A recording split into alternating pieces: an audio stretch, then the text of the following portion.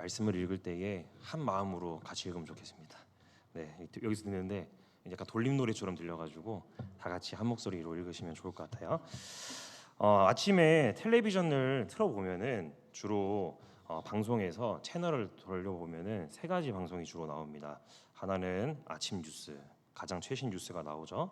그리고 드라마는 좀 저녁에 보는 드라마보다 좀 더 자극적인 막장 드라마 이런 게 나옵니다. 그리고 예능 중에서는 뭔가 좀 웃음이 하하호호 터지는 그런 것보다도 건강과 상식에 관한 예능이 많이 아침에 주로 나옵니다. 그런 건강 예능들을 보면은 이것도 먹어라 저것도 먹어라 다 먹으라 이렇게 합니다. 그리고 또 이것도 슈퍼푸드고 저것도 슈퍼푸드고 이런 식으로 계속 이렇게 뭔가 유행을 일으킵니다. 저는 젊지만 건강 관련된 유튜브 보는 것을 좋아합니다. 물론 보는 양만큼 실천하지는 않습니다. 약사가 운영하는 유튜브를 보거나 또 한의사가 운영하는 유튜브를 보면은 기본적으로 챙겨야 할 영양소가 제각기 다 다른데 보면서 가장 겹치는 것은 제가 엄청나게 많이 보니까 유산 제가 머릿속에 남아가지고 유산균을 꼭 먹어라 이렇게 얘기를 합니다. 그리고 비타민 이것저것 다 이렇게 있는데 그냥 그러지 말고 차라리 멀티비타민을 먹는 게 낫다 이런 식으로 얘기를 들었습니다. 옛날에는 제가 어렸을 때는 주로 땡땡 은단에서 나오는 그 비타민 C 여러분들 아십니까? 그 약 알갱이 하나 그걸 이제 주로 먹었다면 요즘에는 다 골고루 다 챙겨야 해서 혼합되어 있는 멀티비타민을 다들 추천을 하곤 합니다. 비타민마다 다 효능이 다른데 제가 효능 중에 기억이 나가지고 이게 무슨 비타민이었는가 찾아보니까 비타민 B에 관한 효능을 제가 지금 말씀을 드려보겠습니다. 비타민 B입니다. B 할 때 B의 주요 효능인데 영양소를 신진대사에 관여하는 힘을 만들어주는 물질이라는 것입니다. 그 자체는 영양소라고 하기는 좀 부족한데 이게 영양소가 에너지로 만들어지는데 큰 역할을 하는 게 바로 비타민 B라고 하는 것입니다. 그러니까 그 자체는 에너지가 안 될 수도 있지만 에너지가 되는 데에 필요한 것이라서 꾸준히 비타민 B를 채워줘야 한다라고 합니다. 갑자기 제가 건강 이야기, 비타민 B 이야기를 왜 하느냐 하면은 이것이 말씀과 연관이 있기 때문이겠죠.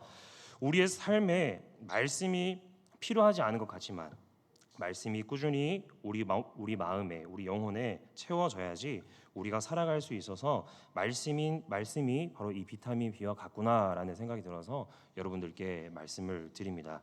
그러면서 오늘 말씀을 한번 말씀 속으로 들어가서 오늘 말씀에서 주어지는 이 말씀이 우리에게 왜 주어졌는가 또 우리가 이 말씀을 통해서 어떤 삶을 살아가야 하는가 한번 생각해 보면 좋겠습니다. 오늘의 본문은 특정한 상황에서 많이들 듣는 말씀입니다. 특히 새해 직전에 송구영신 예배 때나 혹은 새로운 지도자가 세워지는 교회에서 이 말씀을 가지고 설교를 많이들 하고 합니다. 왜냐하면 오늘 읽었던 말씀 가운데에서 강하고 담대하라라는 이 어구가 3번씩이나 나오고 있기 때문입니다. 새로운 한 해를 맞이하면서 하나님을 의지하고 나아가라라는 식으로 설교를 하고 위대한 지도자 다음 이어도 하나님께서 그와도 함께한다라는 설교를 하여서 이 목사님과도 함께 할 수 있도록 그런 설교로 권면을 하고는 합니다. 그러나 강하고 담대하라의 맹목적으로라는 그 뜻을 가지고 맹목적으로 하나님을 따라 강하고 담대한 게 아닙니다. 그 전제가 되는 것이 바로 뭐냐면은 오늘 말씀 가운데 나중에 찾아보겠지만 하나님의 말씀을 따르는 데서 나오는 강하고 담대함입니다. 여호수아의 말씀은 모세의 오경인 창세기부터 신명기 5개의 성경 바로 뒤에 신명기 34장 바로 뒤에 나오는 말씀입니다. 그래서 말씀 속의 상황을 한번 보고자 하는데 오늘 말씀의 배경을 알 수 있는 1절과 2절 말씀을 다 함께 읽어보겠습니다. 여호와의 종 모세가 죽은 후에 여호와께서 모세의 수종자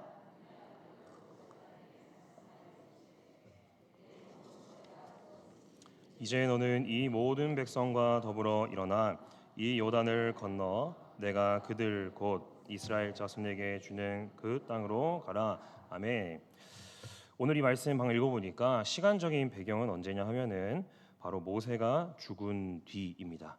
나중에 여호수아 한 장 딱 앞으로만 가더라도 신명기 34장에서는 모세의 죽음 이야기로 끝을 맺고 있습니다. 그리고 또 공간적인 배경은 어디냐면은 가나안 땅 들어가기 직전인 요단강 동편에서 가나안 땅을 바라보고 서 있는 그 시점이라고 할 수 있겠습니다. 에덴 동산에서 쫓겨나서 하나님의 약속을 받아 살던 이 민족의 약속된 땅인 가나안에 들어가기 바로 직전의 상황입니다. 이 가나안 땅은 우리가 흔히들 하나님 나라의 모델이다라고 할 수 있는데, 제 생각에는 온전히 하나님 나라의 모델이라고는 조금 부족하다라고 볼 수 있습니다. 왜냐하면 가나안 땅, 그리고 또 우리가 생각하는 하나님의 나라 천국은 약속된 땅이라는 공통점은 있긴 한데, 가나안 땅에서는 영원한 안식을 누리지는 못합니다. 그러나 우리가 알고 있는 하나님의 나라인 천국에서는 영원한 안식을 누릴 수가 있죠. 계속적인 전쟁을 통해서 쟁취해야 하는 땅이 바로 가나안 땅입니다. 이것이 어찌 보면은 우리가 살아가는 세상과 동일한 것이지 않을까라는 생각을 해봅니다.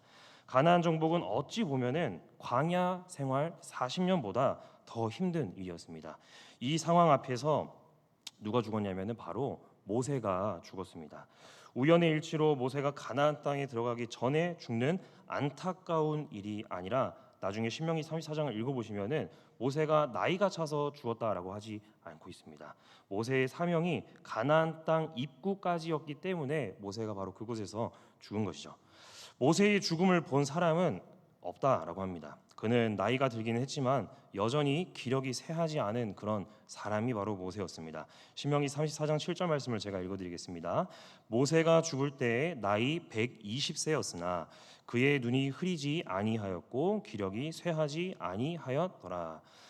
모세가 분명히 많은 나이이긴 합니다. 120이었으니까 많은 나이였습니다. 그런데 여전히 눈이 총명하고 기력이 남아 있었다라고 합니다. 그런데 모든 사명을 감당했기 때문에 하나님이 직접 그를 장사하셨다라고 신명기 34장에 기록되어 있습니다. 이런 악 조건 속에서 많은 이스라엘 백성들이 남아 있습니다. 그리고 자신이 젊음을 바쳐서 섬기던 스승을 잃은 여호수아가 남아 있습니다.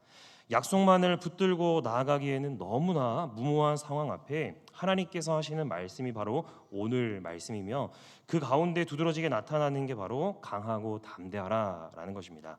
우리는 모세에서 여호수아로 지도자의 책임이 옮겨지는 것에 대해서 가끔 이런 질문을 할 수 있을 것입니다. 왜 이런 연약한 사람이 지도자가 됐을까라고 말입니다. 그러나 말씀을 읽다 보면은 여호수아만큼 지도자로 준비된 사람도 없습니다.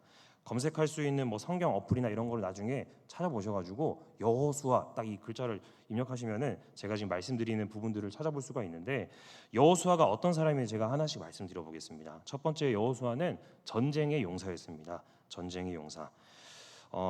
출애굽기 17장인데 아말렉 전쟁에서 최전선에서 싸우던 사람이 바로 여호수아였습니다. 그리고 두 번째는 그는 믿음의 사람이었습니다. 12 정탐꾼 중에서 믿음의 보고를 한 두 사람이 있었는데 그중 바로 한 사람이 여호수아였다는 것을 여러분들 모두가 다 아실 것입니다. 그리고 또 세 번째는 뭐냐면은 성령이 충만한 자가 바로 여호수아였습니다. 민수기 27장과 신명기 34장을 찾아보시면은 하나님께서 직접 그 안에 영이 머무는 자, 그러니까 즉 성경이 그와 함께했다라는 것을 알 수가 있는 대목이죠. 그래서 하나님께서 직접 모세에게 말씀하셨습니다. 그에게 안수하라라고 이야기를 하셨습니다. 그리고 네 번째는 뭐냐면은 여호수아가 어떤 사람이었냐? 바로 지도자를 섬겼던 사람이 여호수아였습니다. 평생을 모세 곁에서 모세의 모든 일을 돕는 시종 혹은 수종자였습니다. 심지어 금송아지 사건 이전에 모세와 함께 시내산에 오른 사람이 바로 여호수아였습니다. 그러니까 이 말이 무엇이냐면은 모세 외에는 유일하게 금송아지 우상 숭배 때 없었던 한 사람이 바로 여호수아였다라는 것입니다. 그러니까 그는 우상 숭배를 하지 않은 사람이었고 하나님의 말씀을 떠나지 않은 사람이 바로 여호수아였습니다. 광야 생활 약 40년 동안 이렇게 준비된 사람이 없을 것입니다. 가장 균형 잡힌 인물이 바로 여호수아였습니다. 하나님은 삶의 모든 태도와 그의 모습을 보셨습니다. 그 안에서 말씀으로 몇 점의 점수를 살았느냐라고 하나님께서는 광야 생활하는 모든 백성들을 살피셨고 그 가운데에서 여호수아를 택하셨습니다. 하나님께서 지도자로 세우려고 했던 여호수아도 이 상황에는 두려웠던 모양입니다. 이 상황은 무슨 상황이냐면은 자기가 섬기고 있던 그리고 이스라엘 백성들의 대표였던 모세가 죽은 바로 그 시점, 그 상황입니다. 이런 사람도 치열한 가나안 땅으로 들어가는 것을 두려워했는데 심지어 세상으로 나아가는 우리인들 그 세상이 두렵지 않겠습니까? 하나님께서 여호수아에게 격려하며 승리의 비결을 일러주고 계시는 게 바로 오늘 말씀인데 그 승리의 비결의 말씀을 통해서 깨달아 우리 또한 승리의 삶을 살 수가 있을 것입니다. 다 함께 5절 말씀을 함께 읽어보겠습니다. 내 평생에 너를 능히 대적할 자가 없으리니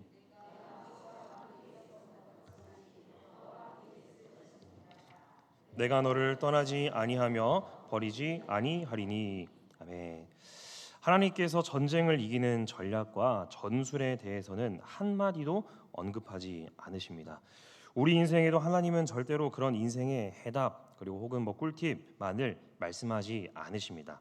하나님은 아브라함 때로부터 계속해서 하셨던 땅의 약속을 3절에서 여호수아에게 말씀을 하시고 그리고 두 번째 약속은 바로 방금 읽었던 5절에 나타나고 있는 하나님이 함께 하신다라는 약속입니다. 누구도 여호수아를 당할 수 없다라는 확신을 주셨습니다. 앞으로 가나안에서의 전투는 바로 여호수아와 이스라엘 백성들이 싸우는 전투가 아니라 하나님이 싸우시는 아주 거룩한 전투이기 때문입니다. 승리의 관건이 바로 무엇이냐면은 전략과 전술이 아니라 바로 하나님이 함께 하심을 믿고 신뢰하는 것이다라는 것을 하나님께서 말씀하셨습니다. 하나님이 함께 하심은 실상 아담과 하와로부터 시작해서 현재 우리에게까지 계속해서 이어지고 있는 것이 바로 하나님이 우리와 함께 하신다라는 것입니다. 그런데 무조건 하나님께서 함께 하시지는 않습니다. 일종의 약간의 조건이 있습니다. 에덴 동산으로부터 시작해서 우리까지 한번 살펴본다면은 에덴 동산에서는 선악을 알게 하는 나무가 있었는데 그것에 대해서 하나님께서는 분명히 따서 먹지 말라라고 얘기를 했는데 하나님의 말씀 앞에 에덴 동산에 있었던 아담과 하와는 말씀에 불순종했습니다. 그리고 족장들에게 하나님께서 계속 나타나시고 그들에게 말씀하셨는데 그래도 이 족장들은 하나님의 말씀 앞에 어떻게 해서든 순종하는 모습을 보이곤 했습니다. 그리고 이제 광야 생활을 하면서 하나님께서는 이스라엘 백성들에게 하나님이 함께 하심을 무엇으로 보여주셨냐면 바로 성막을 통해서 보여주셨습니다. 성막을 통해서 보여주었지만은 아쉽게도 그들은 계속해서 여러 가지의 모습을 통하여 불순종의 모습이 나타났습니다. 그리고 이어지는 시대를 사사시대로 본다면은 사사시대 때에도 언약궤는 있었습니다. 하지만 계속해서 반복되는 불순종을 통해서 하나님의 벌을 받았던 모습들이 드러나고 있죠. 그러고 나서 왕정 시대로 넘어가서는 하나님께서 성막이 아니라 성전을 주시면서 하나님께서 함께 하심의 상징적인 건물로 그들에게 주셨습니다. 하지만은 지도자들이 계속해서 먼저 나서서 불순종하는 모습을 보이고 이스라엘 모든 백성들이 하나님 앞에 불순종하는 모습을 보여주는 말씀 앞에 불순종했습니다. 포로 시대 때에는 하나님이 떠난 것 같지만 타국에서도 믿는 신실한 자들의 순종이 있었기 때문에 그들이 어떻게 돼서든지 다시 귀환을 하게 되는 상황이 되었고 귀환해서는 또 제2성전을 주었지만 통혼하며 불순종하는 모습을 하나님 앞에 보여주었습니다. 그러고 나서 초대교회 시대로 이어져서는 성령님께서 그들과 하나님이 함께 하신다라는 것을 보여주어서 우리에게도 성령님이 함께 계시죠. 그리고 우리에게는 또 무엇까지 주어진다라고 생각해 볼 수 있냐면은 바로 성령님과 함께 또 말씀이 우리에게 주어져 있습니다. 그러니까 우리가 하나님께서 우리와 함께 하심을 무엇을 통해 알 수 있느냐? 성령을 통해서도 알 수 있지만은 바로 우리가 말씀을 읽고 말씀을 묵상함을 통해서 알 수 있다라는 것입니다. 하나님이 함께 하시는 조건은 무엇이 우리에게 있느냐? 즉 아까 성막, 성전, 성령 이런 게 우리에게 있는 것도 중요하겠지만은 그것보다 더 중요한 것은 그것이 우리에게 있는 상황 가운데에서 우리가 그것을 믿고 따르며 그 말씀 앞에 순종하느냐가 더 중요합니다. 강하고 담대함에 있어서도 무턱대고 담대하라는 게 아니라 말씀 위에 서서 순종하며 강하고 담대하라라는 것이죠. 가장 먼저 말씀으로부터의 삶이 최우선이 되어야만 합니다. 7절과 8절 말씀을 우리 다 함께 읽어보겠습니다. 오직 강하고 극히 담대하여 나의 종 모세가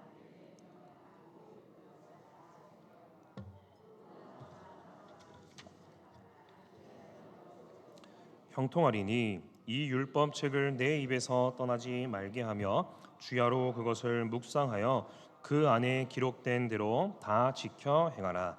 그리하면 내 길이 평탄하게 될 것이며 내가 형통하리라. 아멘. 하나님께서는 직접 여호수아에게 강하고 담대하라고도 말씀하셨지만 두 번이나 반복하면서 또 무엇을 말씀하셨냐면은 바로 율법을 지켜 행하라라고 말씀하셨습니다. 양들은 눈이 어두워서 목자들의 제대로 된 인도가 없으면은 다른 쪽으로 세워 나갈 수도 있다고 합니다. 그래서 방금 읽었던 7절 말씀에 우로나 좌우로나 치우치지 말라는 것은 말씀을 따라서 말씀의 인도대로 나아가는 것을 말합니다. 말씀을 벗어나서 좌로 우로 가는 것은 신앙을 배교하는 모습이라고도 할 수 있습니다. 율법을 지켜 행하는 세 가지 방법을 8절에서 말씀하고 있는데 첫 번째는 무엇이냐면은 내 입에서 말씀이 떠나지 말게 하라라고 되어 있습니다.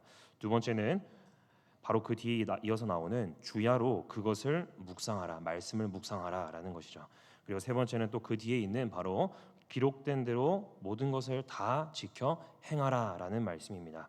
이것이 바로 율법을 지켜 말씀을 지켜 행하는 세 가지 방법입니다. 여호수아서는 율법을 지켜 행하는 삶을 계속해서 강조하고 있습니다. 율법을 충실하게 지키는 것이 하나님의 약속을 이루는 길이며 가나안에서 형통하게 사는 비결임을 말하고 있습니다.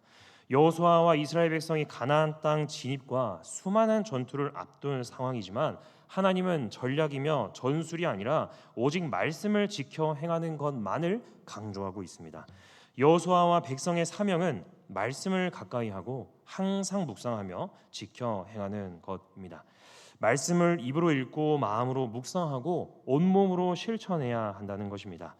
하나님의 말씀이 내 생각과 삶을 지배하도록 말씀 앞에 순종, 복종하는 삶을 살라고 하나님께서 명령하셨습니다. 말씀에 따른 인생은 결국 말씀 앞에 형통한 인생을 살게 된다입니다. 8절 하반절 말씀을 보시면 기록된 말씀대로 다 지켜 행하라. 그리하면 내 길이 평탄하게 될 것이며 내가 형통하리라 라고 말씀합니다. 형통이라는 게 뭐냐면은 이 말씀 안에서 본다면 하나님의 약속을 이루고 약속의 땅에서 하나님이 주시는 복을 누리는 삶입니다. 형통은 즉 승리하는 삶이라는 것입니다. 그래서 이스라엘의 가장 큰 무기는 말씀을 실천하는 삶을 통해서 얻는 형통한 삶입니다. 그런데 반대로 가장 무서운 적, 이스라엘의 가장 무서운 적은 무엇이냐면 말씀을 망각하는, 말씀을 잊어버리는 삶입니다. 그래서 하나님의 강하고 담대하라는 이 격려 속에서도 가장 중요한 것은 무엇이냐면 기록된 말씀대로 다 지켜 행하는 것, 그것을 바로 지켜야 하는 것입니다. 읽든지 듣든지 쓰든지 간에 모든 것을 기록된 대로 지키며 살라고 말씀하십니다. 하나님의 말씀 한마디에 강하고 담대할 수도 있지만 말씀을 지속적으로 읽고 묵상해야지만 강하고 담대할 수 있습니다. 우리의 눈으로 보면은 가나안 전쟁의 승패는 바로 무기나 전술 전략일 수 있습니다. 하지만 믿음의 눈으로 본다면 가나안 전쟁의 승패는 말씀에 대한 순종과 불순종입니다. 즉 말씀을 따르면 성공하고 불순종하면은 실패한다입니다. 하나님께서 이렇게 말씀을 하시니 여호수아는 마음에 위안 그리고 또 확신을 얻게 됩니다. 그 자리에서 바로 이스라엘 백성의 관리들에게 하나님의 말씀을 그대로 명령합니다. 10절부터 18절의 말씀이 그런 내용이 담겨 있는데 관리와 이스라엘 모든 백성들이 모세의 죽음으로 인해서 두려워했지만 여호수아를 따르며 가나안으로 나아가겠다라고 전적인 신뢰를 여호수아에게 표현하고 있는 게 뒤에 있는 말씀입니다.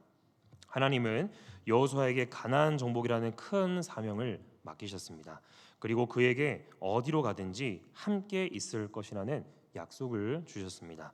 하나님은 이스라엘을 떠나지도 버리지도 않으십니다. 이는 하나님이 모세에게도 주시고 지키셨던 바로 그 약속. 그래서 여호수아가 평생에 이기지 못할 대적은 없을 것이라는 말씀과 함께 연결되고 있습니다. 우리는 돈과 권력과 힘과 명철을 가진 사람도 연약하고 부족한 존재일 수밖에 없는 연약한 인간 사람입니다. 이것이 바로 피조물의 한계인 것이죠. 그러나 하나님의 사명을 맡은 자는 자신과 언제나 함께 하시는 하나님을 의지하고 전적인 인도를 받을 수가 있습니다. 하나님은 전지전능하신 분이기 때문입니다. 그런 하나님이 동해 가신다는 것은 세상 그 어떤 것과 비교할 수 없는 최고의 능력을 힘입는 것입니다. 애국과 광야에서 모세가 갖가지 이적을 행할 수 있었던 것은 하나님이 그와 함께 하셨기 때문입니다. 어두운 세상을 빛으로 바꾸는 사명이 우리에게 부담이 된다면 하나님이 그 사명뿐만이 아니라 우리에게 주어지는 미래의 약속도 주셨음을 우리는 기억하며 살아야 합니다. 오늘 오전에도 김승호 목사님 설교하셨지만 하나님의 자녀에게 예수님이 주신 최고의 약속도 바로 하나님의 함께 하심입니다. 예수님은 세상 끝날까지 항상 함께 있으리라고 제자들에게 약속하셨습니다. 우리를 사랑하시기 때문에 우리에게 주신 사랑의 약속입니다. 지금도 우리와 함께 하시는 예수님을 기억해야 할 줄 믿습니다. 임마누엘의 예수님을 잊지 않는다면 지금의 고통, 또 고난, 아픔, 외로움을 이겨낼 수 있습니다. 또 언제 어디서나 함께 하시는 예수님을 기억하는 자는 자신의 마음대로 살지 않으며 죄의 자리에 머물지 않으며 말씀의 자리로 나아갑니다.